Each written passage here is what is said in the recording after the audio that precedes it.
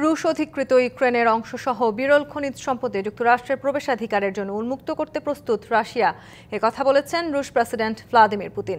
মার্কিন অংশীদারদের সঙ্গে কাজ করতে আগ্রহী বলেও জানান পুতিন। যদিও রুশ প্রেসিডেন্ট জানান, রাশিয়ার মূল ভূখণ্ডে ইউক্রেনের তুলনায় অনেক বেশি বিরল খনিজ সম্পদ রয়েছে।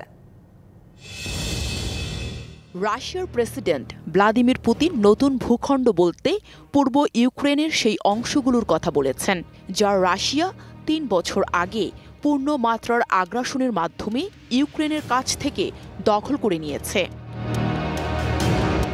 মার্কিন যুক্তরাষ্ট্রের প্রেসিডেন্ট ডোনাল্ড ট্রাম্প বারবার ইউক্রেনকে খনিজ সম্পদের কিছু অংশ ছেড়ে দেওয়ার জন্য চাপ দিচ্ছেন, আর তখনই পুতিনের কাছ থেকে এলো এমন প্রস্তাব। তবে এই চুক্তিটি চূড়ান্ত পর্যায়ে রয়েছে।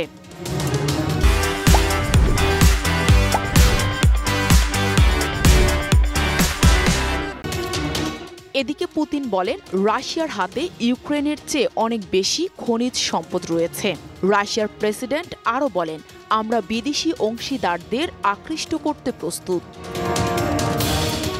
চলতি মাসে মার্কিন প্রেসিডেন্ট ডোনাল্ড ট্রাম্প বলেছেন, যুক্তরাষ্ট্র ইউক্রেনকে প্রায় $500 বিলিয়ন সামরিক ও অর্থনৈতিক সহায়তা দিয়েছে। তার বিনিময়ে যুক্তরাষ্ট্র ইউক্রেনের খনিজ সম্পদে প্রবেশাধিকার পাওয়ার যথেষ্ট অধিকার রাখে। এদিকে ইউক্রেনের প্রেসিডেন্ট ভলোদিমির জেলেনস্কি এই ব্যাপারে বিতর্ক চালিয়ে যাচ্ছেন।